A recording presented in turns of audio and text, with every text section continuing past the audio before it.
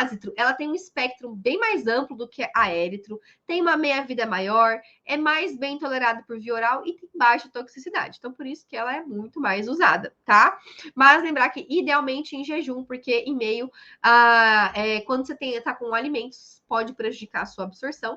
Ela tem uma meia-vida superior, por isso que ela pode ser administrada de 24 em 24 horas, ok? A gente tem ela endovenosa também, é bem menos disponível, mas existe essa opção, tá?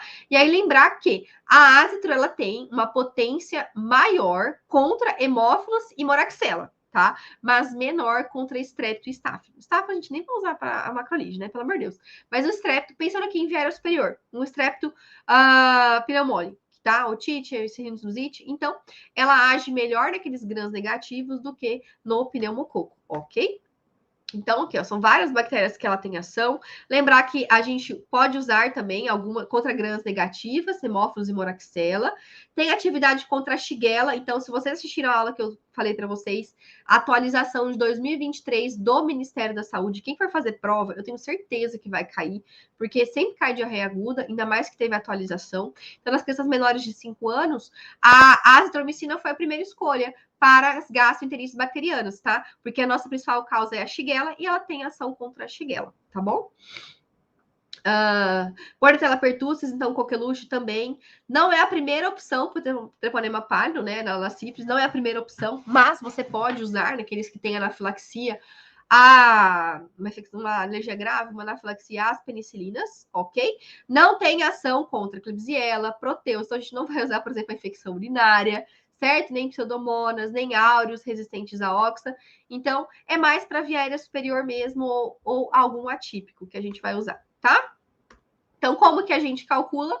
A gente tem apresentações que a solução oral, em geral, é todas de 400 miligramas por ml, que vai estar aqui 200 miligramas em 5, tá? Então, isso aqui que a gente ia prescrever.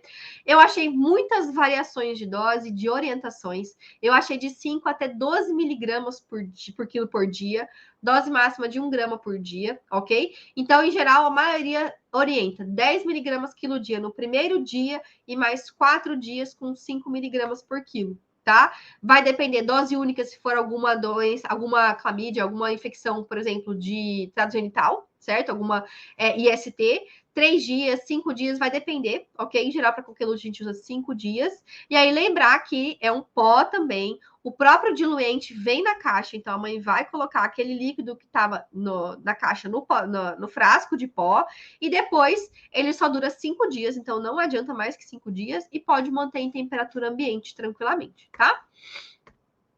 E aí, eu tenho, por exemplo, uma criança de 15 quilos, eu quero dar uma dose de 10 miligramas quilo dia, tá? Então, se eu quero dar 200 miligramas, se eu tenho, né, no meu frasco, 200 miligramas em 5 ml, meu paciente vai receber 150, porque é o 15 vezes 10, ok?